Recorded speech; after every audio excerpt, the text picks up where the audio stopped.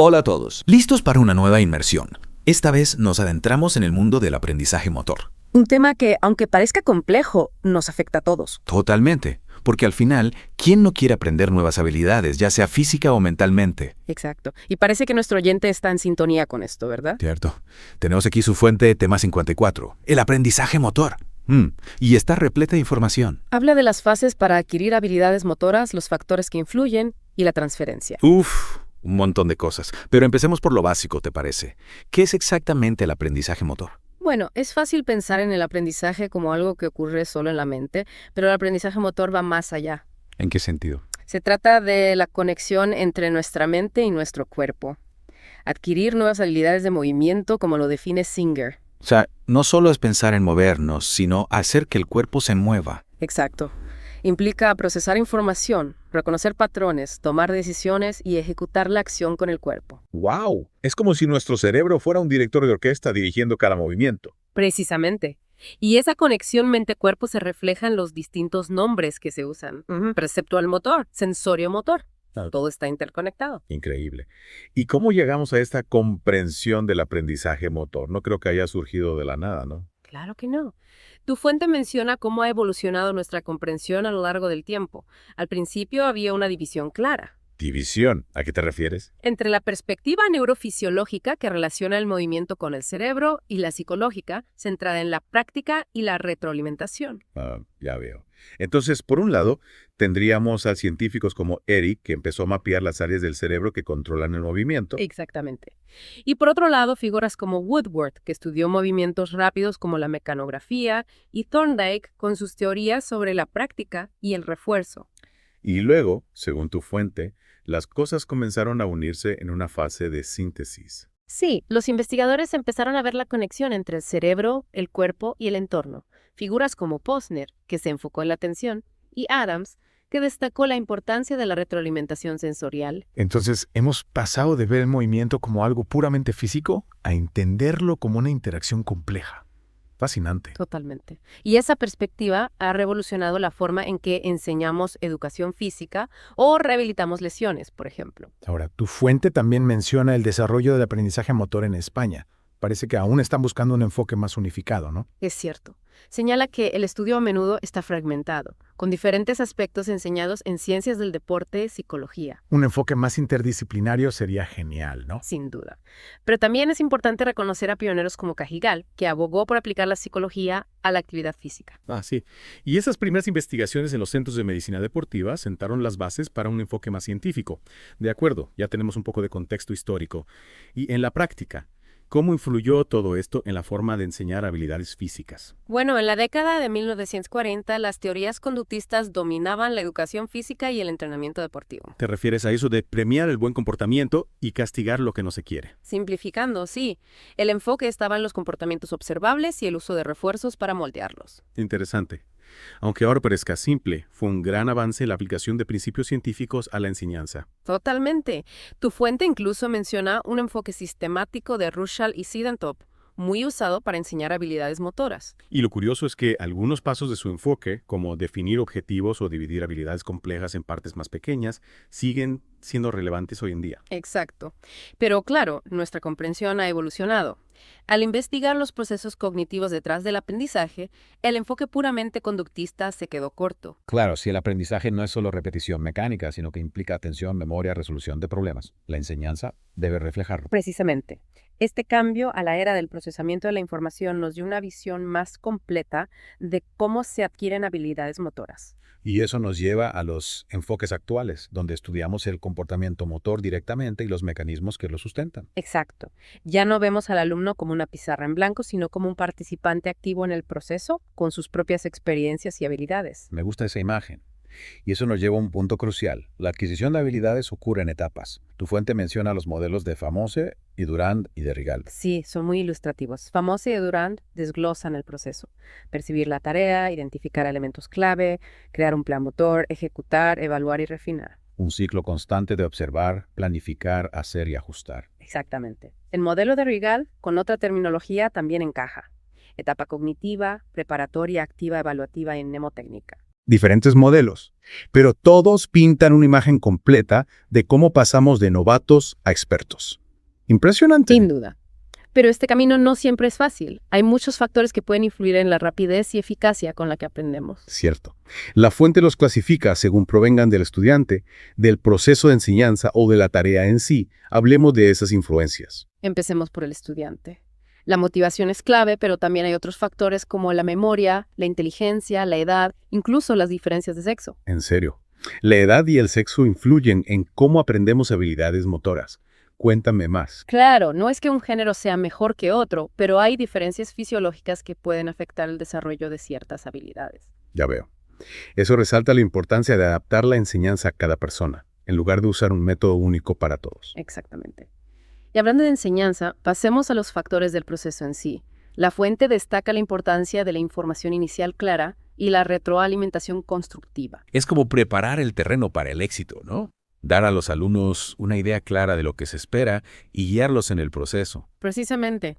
Y también se menciona el papel de la transferencia, como el aprendizaje previo puede ayudar u obstaculizar la adquisición de nuevas habilidades. Ah, la transferencia. Siempre me ha fascinado. Como aprender piano puede facilitar aprender a escribir a máquina o saber un idioma puede facilitar aprender otro. Exacto, pero también puede funcionar en contra. A veces los viejos hábitos interfieren con el aprendizaje de algo nuevo. Me ha pasado. Al aprender snowboard después de años esquiando, mi memoria muscular quería hacerlo incorrecto. Un ejemplo perfecto de transferencia negativa. Pero no te preocupes, hablaremos de la transferencia en detalle más adelante. Ahora, centrémonos en los factores de la tarea. De acuerdo. Hablemos de la complejidad de la tarea en sí. Tu fuente presenta dos modelos clave para entenderla. El modelo de Welford y el de Martinique. Suena interesante. Empezamos con Welford. ¿Qué lo hace tan especial? Welford vio la ejecución y el aprendizaje motor como un sistema de procesamiento de información que depende de la retroalimentación. Propuso 4 canales de retroalimentación: visual, auditivo, sinestésico y propioceptivo. O sea, como si varios sentidos trabajaran juntos para guiarnos, dándonos información constante sobre cómo va el movimiento. Exacto. Y Martinique, basándose en Welford, se centró en 2 canales principales: el conocimiento de los resultados y el conocimiento del desempeño. Suenan importantes. ¿Cuál es la diferencia entre ambos? El conocimiento de los resultados es información externa sobre el resultado de la acción. Por ejemplo, metiste gol, diste en el blanco. Se trata del resultado objetivo. ¿Cómo esa satisfacción al encestar una canasta? Sabes que lo hiciste bien porque lo ves. Exactamente. El conocimiento del desempeño, en cambio, es retroalimentación interna sobre cómo se ejecutó el movimiento. La técnica, la forma, la coordinación. Menos el resultado final y más el proceso en sí. Aunque falles el tiro, puedes saber si tu técnica fue buena o no. Correcto. Martiniuk también propone 3 mecanismos cruciales: percepción, decisión y ejecución. Percibir, decidir, ejecutar. La receta del movimiento. Cuéntame más sobre cada una. La percepción es recompilar información sobre el entorno y la posición del cuerpo. Usar los sentidos para crear un mapa mental de la situación. Como escanear el entorno constantemente y saber dónde están nuestras extremidades. Sí. Luego viene la decisión. Elegir la respuesta adecuada según la información. Evaluar opciones y elegir la mejor. Como en un partido de tenis, decidir rápidamente si golpear de derecha o de revés según la pelota y el oponente. Perfecto. Y por último, la ejecución. Poner el plan en marcha, coordinar los músculos y hacer que el movimiento ocurra. Donde la planificación y la decisión se traducen en acción. Exacto. Y estos modelos, al desglosar el proceso, nos ayudan a entender por qué algunas tareas son más difíciles de aprender que otras. Y ya quiero saber más. ¿Cómo influyen las demandas perceptivas de decisión y ejecución en la dificultad? Comencemos con la percepción. Tu fuente menciona la distinción de NAP entre tareas perceptivas, donde te adaptas a un entorno cambiante y habituales, donde el entorno es estable y puedes usar una técnica fija. Entonces, ciclismo de montaña sería una tarea perceptiva y nadar en piscina una habitual. Exacto. Y esto se relaciona con el concepto de Paulton de habilidades motoras cerradas y abiertas. Una cerrada se realiza en un entorno predecible, como un tiro libre en baloncesto, mientras que una abierta requiere adaptación, como devolver un servicio en tenis. Cuanto más impredecible el entorno, más difícil el aprendizaje. Así es. Además, la fuente introduce las categorías de Singer: movimientos autorregulados, regulados externamente y de regulación mixta. A ver. ¿Cuáles son las diferencias? En los autorregulados, controlas el ritmo, como al practicar golf. Tú marcas el ritmo del movimiento. Sí. Los regulados externamente dependen de factores externos, como el ritmo de la música en una clase de baile o las acciones de tu oponente en un combate. tienes que reaccionar y adaptarte al entorno. Correcto. Y los de regulación mixta combinan ambas cosas. Como tocar en una banda de jazz, donde tienes tu parte, pero también te adaptas a tus compañeros. Un ejemplo genial. Y todos esos factores, previsibilidad, control del ritmo, señales externas, influyen en las demandas perceptivas y afectan el aprendizaje. Entonces, no solo importa la complejidad física del movimiento, sino también procesar la información del entorno. Exacto. Y eso nos lleva al mecanismo de decisión, donde las cosas se complican aún más. Hablemos de decisiones. ¿Qué hace que unas sean más fáciles que otras? Sobre todo al aprender una nueva habilidad. La fuente usa el marco de Famos para describir 3 tipos de tareas: definidas, semidefinidas e indefinidas. Suena intrigante. Empezamos por las definidas. ¿Qué las hace definidas? En una tarea definida, el objetivo, las acciones, el espacio, los materiales y los criterios de éxito están claros. ¿Cómo seguir una receta donde todo está especificado? Exacto. Sabes qué hacer y cómo. En una semidefinida hay espacio para la interpretación.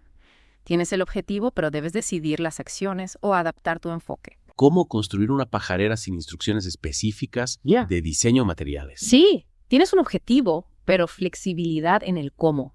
Y en las indefinidas te lanzan sin mucha orientación. Eso sí que es un desafío. Como tener ingredientes al azar y que te digan, haz algo delicioso. Exactamente. Y cuanto menos definida la tarea, más difícil la toma de decisiones. Claro, pero incluso en una tarea definida hay factores que complican la toma de decisiones, ¿no? Por supuesto. Tu fuente menciona algunos que identificó Sánchez Bañuelos: el número de decisiones, las opciones disponibles, la presión del tiempo, el nivel de incertidumbre. Esa sensación de agobio cuando tienes demasiadas opciones, poco tiempo y no sabes cuál es la mejor. Exactamente. Y para añadir complejidad, Sánchez Bañuelos introduce el riesgo objetivo y el subjetivo. A ver, ¿cuál es la diferencia? El riesgo objetivo son las consecuencias reales de una decisión errónea. Por ejemplo, si inviertes y pierdes dinero. Una apuesta donde conoces las posibles pérdidas. Sí, el riesgo subjetivo es tu percepción del riesgo, influenciado por tu personalidad, experiencias y comodidad con la incertidumbre. 2 personas ante el mismo riesgo que objetivo, pero con riesgos subjetivos distintos. Exacto. Y ese riesgo subjetivo, aunque no se ajuste al riesgo real, puede afectar mucho a nuestra toma de decisiones. Fascinante. La toma de decisiones es muy compleja. Y aún nos queda la ejecución. Cierto. La etapa donde la planificación y la decisión se convierten en movimiento. A la acción. ¿Qué factores influyen en nuestra capacidad de ejecutar un movimiento? Su fuente señala que Sánchez Bañuelos distingue entre demandas cualitativas y cuantitativas en la ejecución. A ver. ¿Qué son y cómo afectan a nuestra capacidad de ejecutar un movimiento? Las cualitativas se refieren a la coordinación necesaria, la cantidad de músculos, la complejidad de la secuencia, la velocidad, la precisión. Tocar una pieza de piano rápida, coordinando varios dedos con precisión, sería una tarea con alta demanda cualitativa. Exacto. Y estas tareas suelen requerir más práctica para dominarlas. Necesitan un ajuste fino de las conexiones neuronales y la coordinación muscular. Claro. ¿Y las cuantitativas? Se refieren a los aspectos físicos: fuerza, resistencia, flexibilidad. Correr una maratón tendría una alta demanda cuantitativa por la resistencia y la fuerza necesaria. Correcto. Y aunque algunos aspectos dependen de la genética, otros se pueden mejorar con entrenamiento. Podemos superar nuestras limitaciones físicas con esfuerzo y entrenamiento inteligente. Sin duda. Y para entender los tipos de movimientos, tu fuente introduce algunas clasificaciones. La distinción de Creti entre habilidades motoras finas y gruesas. Ajá, sí. Las finas, como escribir o enhebrar una aguja, y las gruesas, como caminar o lanzar. Exactamente. También están las categorías de Fitts y Posner, tareas discretas, seriales y continuas, que se centran en la estructura temporal. ¿Y en qué se diferencian? Una tarea discreta tiene un principio y un final claros, como golpear una pelota de golf. Una acción individual. Sí. Una serial es una secuencia de movimientos discretos, como cambiar de marcha en un coche. Acciones individuales que fluyen en un orden específico. Correcto. Y una continua no tiene principio ni fin claros, como nadar o correr. Un movimiento sostenido que podría continuar indefinidamente. Exacto. Y por último, la distinción de Farfel entre movimientos cíclicos y acíclicos. Cuéntame más. Los cíclicos se repiten en un patrón rítmico, como caminar o nadar. Un bucle continuo del mismo patrón. Sí. Los acíclicos tienen un principio y un final y no se repiten de forma predecible. Como lanzar una pelota o hacer una voltereta. Exactamente. Y todas estas clasificaciones nos ayudan a comprender las diferentes demandas que se imponen al cuerpo y al cerebro al aprender nuevas habilidades motoras. Es como una caja de herramientas para analizar el movimiento. Pero aún nos falta hablar de los mecanismos de control que nos permiten ejecutar esos movimientos con precisión. Tienes razón. Y ahí entran en juego los conceptos de retroalimentación y sistemas de control. Tu fuente describe dos tipos: control de circuito cerrado y de circuito abierto. Desenredemos esos circuitos. ¿Cuál es la diferencia? El control de circuito cerrado usa la retroalimentación para ajustar los movimientos continuamente, como un termostato que regula la temperatura. Un sistema que se basa en la retroalimentación constante para mantener el estado deseado. Exacto. Driblar una pelota de baloncesto es un buen ejemplo. Recibes información constante de la vista, las manos y la propiocepción, y la usas para ajustar la fuerza y dirección del regate. Un diálogo constante entre cerebro, cuerpo y entorno, con la retroalimentación como elemento clave. Precisamente. El control de circuito abierto, en cambio, ejecuta movimientos preprogramados sin depender de la retroalimentación durante el movimiento. Como un temporizador que sigue su curso sin ajustes. Buena analogía. Piensa en un swing de golf o un lanzamiento de béisbol. Son tan rápidos que no hay tiempo para ajustes basados en la retroalimentación durante la ejecución. Movimientos balísticos basados en una secuencia preprogramada. Exacto. Pero aunque los movimientos de circuito abierto no usen retroalimentación durante la ejecución, no significa que no sea importante. Entonces la usamos después para analizar el desempeño y ajustar el siguiente intento. Correcto, como un golfista que observa su tiro y ajusta su agarre o postura. Ambos sistemas usan retroalimentación, pero de forma distinta. El de circuito cerrado la usa en tiempo real y el de circuito abierto después del movimiento. Exactamente. Y la mayoría de los movimientos combinan ambos. Empezamos con un plan, pero hacemos ajustes sutiles con la retroalimentación. Como tener un borrador del movimiento en mente, pero improvisar sobre la marcha. Muy bien dicho. Esa adaptabilidad es clave en el aprendizaje motor. Nos permite mejorar y ser más competentes. Y esto nos lleva a la transferencia, ¿no? Cómo el aprendizaje previo puede influir en la adquisición de nuevas habilidades. Sí. Tu fuente profundiza en esto, usando la explicación de Oña sobre cómo aprender una habilidad motora puede afectar a otras. Profundicemos en la transferencia. ¿Qué entendemos por transferencia en el aprendizaje motor? La transferencia es la influencia del aprendizaje previo en la adquisición de una nueva habilidad. Cómo esos patrones motores y conexiones neuronales previas pueden facilitar o dificultar el aprendizaje de otros nuevos. Como una caja de herramientas mental con patrones de movimiento y estrategias que podemos usar. Una analogía perfecta. Y como mencionaste, la transferencia puede ser positiva, negativa o neutra. La positiva nos impulsa, la negativa nos obstaculiza y la neutra no tiene impacto. Exacto. Y tu fuente también distingue entre transferencia proactiva y retroactiva, que se refiere a la dirección de la influencia. El aprendizaje motor es un entramado de relaciones dinámicas. ¿Qué son la transferencia proactiva y la retroactiva? La proactiva es cuando algo que aprendiste en el pasado influye en tu capacidad de aprender algo ahora. Como aprender piano de niño puede facilitar aprender mecanografía de adulto. Exacto. La retroactiva es cuando algo que aprendes ahora influye en una habilidad del pasado. ¿Cómo aprender un nuevo paso de baile puede mejorar una vieja rutina? Precisamente. Estos conceptos de transferencia positiva negativa y proactiva retroactiva muestran la complejidad del aprendizaje motor. No se trata de adquirir habilidades aisladas, sino de construir una red interconectada. Como un libro de Elige tu propia aventura, donde cada decisión abre y cierra caminos. Qué buena analogía. Por eso comprender la transferencia es crucial para enseñar o entrenar habilidades motoras. Totalmente. ¿Y cuáles son los principios que rigen cómo funciona la transferencia? La fuente destaca 3. El principio de elementos idénticos, el de parte a todo y el de variedad en la práctica. Analicémoslos.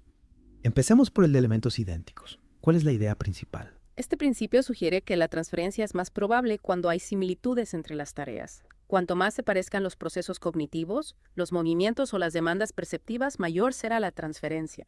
Como si hubiera un idioma común que puedes aplicar a diferentes tareas. Exacto. Este principio destaca la importancia de comprender la estructura de las habilidades más allá de lo superficial. No solo imitar, sino entender los principios que se pueden aplicar en distintos contextos. Precisamente. Y eso nos lleva al principio de parte a todo, que consiste en descomponer habilidades complejas en partes más pequeñas. La clásica estrategia de divide y vencerás, como aprender una coreografía compleja dominando cada paso antes de unirlos. Exacto.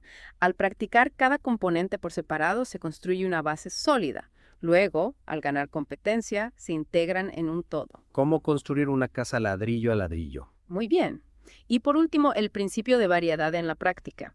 Experimentar con variaciones de una habilidad para mejorar la adaptabilidad y la transferencia. No solo repetir el mismo movimiento, sino explorar variantes, contextos y desafíos. Sí.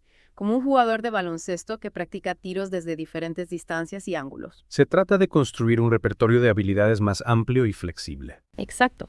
Y todos estos principios nos recuerdan la importancia de un enfoque estratégico y reflexivo en el aprendizaje motor. Es como tener una brújula para navegar por el complejo mundo de la adquisición de habilidades. Pero, ¿cómo se aplican estos principios en la práctica? Al enseñar o entrenar a otros. La fuente da algunas claves. Señala la importancia de crear un entorno de aprendizaje que fomente la transferencia. Me interesa. ¿Cómo se crea un entorno así? Cray sugiere que el entorno de práctica debe parecerse al contexto real donde se usará la habilidad. Si entrenas atletas, los ejercicios deben simular la competición. Exactamente. Y Ruiz y Sánchez añaden que hay que construir relaciones positivas entre las habilidades aprendidas y las nuevas, asegurar suficiente tiempo de práctica, ofrecer variedad en las situaciones de práctica y animar a los alumnos a analizar y conectar las habilidades. Ser intencionales y reflexivos en la enseñanza, creando un entorno rico y de apoyo que fomente la adquisición y la transferencia. Y hablando de crear entornos, tu fuente también menciona la igualdad de género. Un aspecto crucial. Hay que asegurar que las teorías y prácticas del aprendizaje motor sean inclusivas y desafíen los estereotipos de género. Totalmente de acuerdo. Todos, sin importar su género, merecen las mismas oportunidades para desarrollar su potencial motor.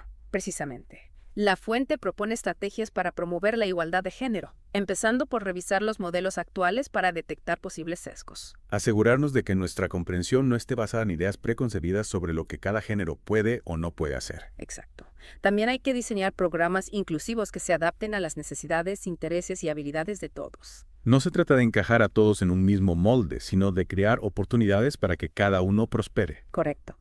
Esto requiere un cambio de mentalidad, dejar atrás las ideas rígidas sobre actividades apropiadas para cada género. Romper barreras y celebrar la diversidad del movimiento humano. Muy bien dicho. La fuente también destaca el papel de los educadores en la creación de un entorno de aprendizaje positivo y respetuoso. No solo el currículum o el espacio físico, sino las actitudes y comportamientos que modelamos. Exactamente. Fomentar la pertenencia y el empoderamiento para que todos se sientan valorados. Me encanta.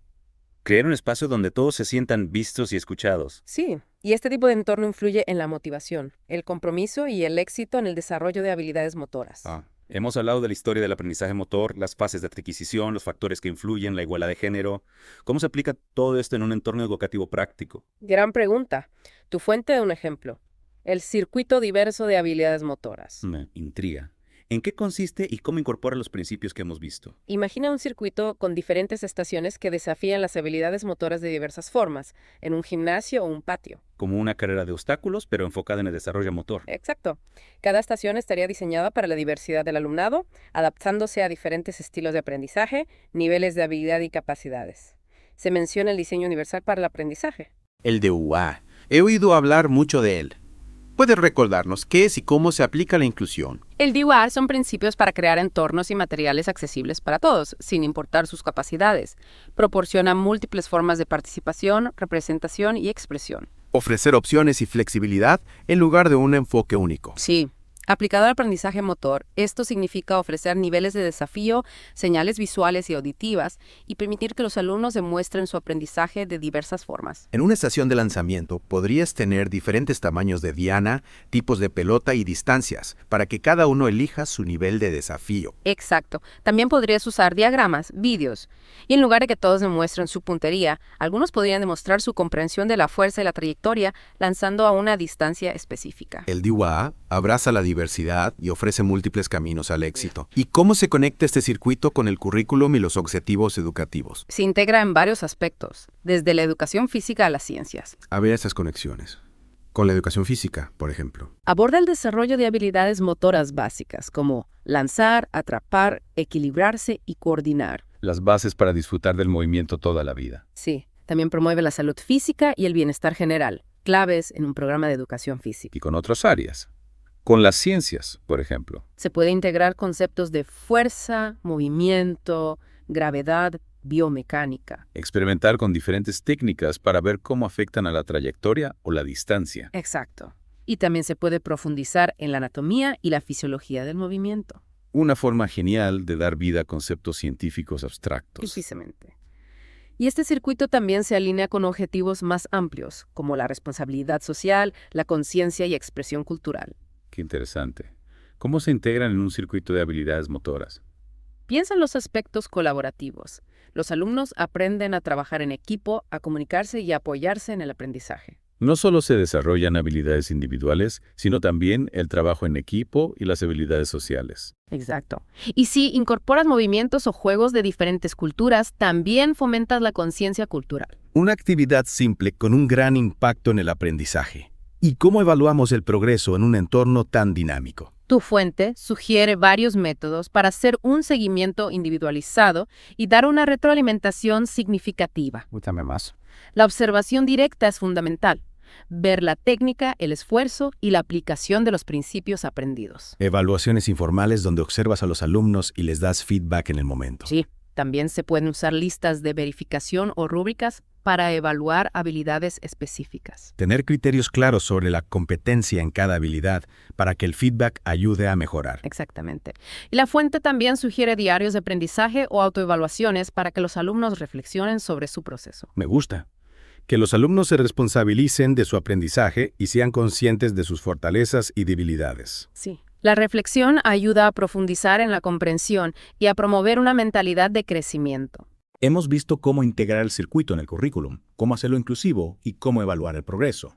¿Y cómo encaja todo esto con los proyectos escolares y los objetivos de desarrollo sostenible? La fuente destaca conexiones muy interesantes. Se puede usar el circuito en proyectos sobre igualdad de género o estilos de vida saludables. Que los alumnos diseñen un circuito que desafíe los estereotipos de género o promueva la actividad física. Exacto. Dar vida a los conceptos y convertir a los alumnos en agentes de cambio. Ir más allá del libro de texto y conectar con problemas reales. Sí. Y la actividad se alinea con los objetivos de desarrollo sostenible, concretamente con el ODS 3, salud y bienestar, y el ODS 4, educación de calidad. Hablemos de los ODS. ¿Puedes explicar brevemente qué son? Son 17 objetivos globales interrelacionados para un futuro mejor y más sostenible para todos. Abordan temas como la pobreza, el hambre, el cambio climático, la desigualdad. Un plan para un mundo más justo e igualitario. Exacto. Y una actividad como esta puede contribuir a estos objetivos. ¿Cómo se alinea con el ODS 3, salud y bienestar? Al promover la actividad física y las habilidades motoras, mejora la salud física y el bienestar de los alumnos. Inculcar hábitos saludables desde pequeños para disfrutar del movimiento toda la vida. Sí. Y también ayuda a desarrollar habilidades sociales y emocionales esenciales para el bienestar mental. Un enfoque holístico para la salud y el bienestar. Y con el ODS 4, educación de calidad. El circuito es un ejemplo de pedagogía inclusiva que se adapta a la diversidad y fomenta el amor por el aprendizaje. Crear experiencias significativas que vayan más allá de la memorización y despierten la pasión por aprender. Exacto. Y al incorporar temas como la igualdad de género o la conciencia cultural, se contribuye a una educación más justa. Increíble cómo una actividad tan simple puede tener tanto impacto. Es la naturaleza interconectada del aprendizaje y el poder de una buena experiencia educativa. Hemos explorado mucho, desde la teoría del aprendizaje motor hasta su aplicación práctica y su conexión con iniciativas globales. ¿Hacia dónde se dirige el futuro del aprendizaje motor? ¿Cómo podemos seguir innovando? Excelente pregunta. La fuente sugiere que la innovación va más allá de la tecnología. No solo gadgets, sino un cambio en cómo abordamos la enseñanza y el aprendizaje en este campo. Exacto. Ser creativos, adaptarnos e ir más allá de los límites. Experimentar y probar cosas nuevas. Sí. Y tu fuente da ejemplos de enfoques innovadores. Combinar el movimiento con desafíos mentales, fomentar la expresión a través del movimiento y la danza, explorar tradiciones de movimiento de otras culturas. Suena genial. Podemos profundizar en esos ejemplos. Empecemos por combinar la actividad física con los retos mentales. Claro. Imagina un circuito donde los alumnos deben resolver problemas matemáticos o descifrar acertijos para saber qué movimiento hacer. Como una escape room física, donde usas el cuerpo y la mente para avanzar. Exacto. Así se integran varios tipos de aprendizaje y se demuestra que lo físico y lo cognitivo van de la mano. Romper las barreras entre las materias y mostrar que el aprendizaje es una experiencia holística. Precisamente. Y en cuanto a la interpretación del movimiento, pensemos en actividades que animen a expresar emociones, contar historias o ideas a través de la danza. Usar el cuerpo como un lienzo para la expresión creativa y la comunicación no verbal. Exacto. Estimula la creatividad, la imaginación y la inteligencia emocional. Y desarrolla la conciencia corporal. Por supuesto. Y al explorar las culturas globales, se pueden presentar deportes, bailes y juegos de diferentes países. Ampliar horizontes y mostrar la diversidad de las tradiciones de movimiento. Sí. Y así se enriquece el vocabulario de movimiento inspirándose en diferentes culturas y estilos. Estos enfoques innovadores demuestran el Potencial del aprendizaje motor como un campo dinámico y atractivo. ir más allá de los límites, abrazar la creatividad y ayudar a los alumnos a amar el movimiento y el aprendizaje. Muy bien dicho. Eso es lo que hace que este campo sea tan fascinante. Hemos cubierto mucho terreno en esta inmersión. Nuestro oyente debe tener ahora una nueva apreciación del aprendizaje motor. Eso espero. Y este conocimiento no es solo para atletas o profesores, es para cualquiera que quiera aprender una nueva habilidad. Cierto. Ya sea tocar un instrumento, un oficio manual o simplemente mejorar la coordinación. El aprendizaje motor es para todos. Exactamente. Y con eso en mente me gustaría dejar al oyente con una pregunta. ¿Qué habilidad motora te gustaría mejorar o aprender? Buena pregunta. Y lo más importante, ¿cómo puedes usar lo que hemos aprendido hoy para que ese proceso sea más efectivo y divertido? Esa es la clave. Convertir el aprendizaje en una experiencia positiva y enriquecedora. Y recuerda, no se trata solo de alcanzar la meta, sino de disfrutar del viaje. Totalmente. El aprendizaje motor es un proceso continuo, una oportunidad para explorar, experimentar y descubrir nuevas formas de movernos por el mundo. Exacto. Es una invitación a conectar con nuestro cuerpo, a desafiar nuestros límites y a expresar nuestra creatividad a través del movimiento. Y ese viaje, esa aventura de aprendizaje es única para cada persona. Cada uno tiene su propio ritmo, sus propias metas y su propio estilo. Lo importante es encontrar lo que te motiva, lo que te apasiona y dejar que esa pasión te guíe en tu viaje de aprendizaje motor. Muy bien dicho. Y hablando de motivación, creo que nuestro oyente ya está listo para ponerse en marcha, ¿verdad? Seguro que sí. Y recuerda que el aprendizaje motor no tiene límites. Siempre hay algo nuevo que descubrir, una nueva habilidad que dominar, un nuevo reto que afrontar. Exacto. Y lo mejor de todo es que no hay una única forma correcta de aprender. Lo importante es encontrar lo que funciona para ti, lo que te hace sentir bien, lo que te permite conectar con tu cuerpo y con tu potencial de movimiento. Y no tengas miedo de experimentar, de probar cosas nuevas, de salir de tu zona de confort. A veces, los mayores aprendizajes se producen cuando nos atrevemos a desafiarnos a nosotros mismos. Totalmente de acuerdo. Y recuerda, no estás solo en este viaje. Hay muchísima información disponible, muchísimos recursos, muchísimas personas dispuestas a ayudarte y a compartir su experiencia. Así que no dudes en buscar apoyo, en unirte a comunidades de aprendizaje, en rodearte de personas que compartan tu pasión por el movimiento. Porque juntos podemos aprender, crecer y explorar el increíble mundo del aprendizaje motor. Es increíble pensar en todo lo que nuestro cuerpo puede hacer. Y entender el aprendizaje motor nos abre un mundo de posibilidades. Totalmente. Es como tener las herramientas para descifrar el lenguaje del movimiento, para comprender cómo aprendemos y cómo podemos mejorar. Y no se trata solo de movimientos complejos, ¿verdad? El aprendizaje motor está presente en cada acción, desde caminar hasta tocar un instrumento. Exacto. Cada gesto, cada habilidad es el resultado de este fascinante proceso de interacción entre nuestra mente y nuestro cuerpo. Y aunque hemos profundizado mucho en la teoría, lo importante es llevar este conocimiento a la práctica. Totalmente. Identificar qué habilidades queremos desarrollar, qué nos apasiona, y aplicar los principios que hemos aprendido para alcanzar nuestros objetivos. Y recordar que el aprendizaje es un viaje, no un destino. Habrá momentos de frustración, de duda, pero también de satisfacción y alegría al superar los obstáculos. Exacto.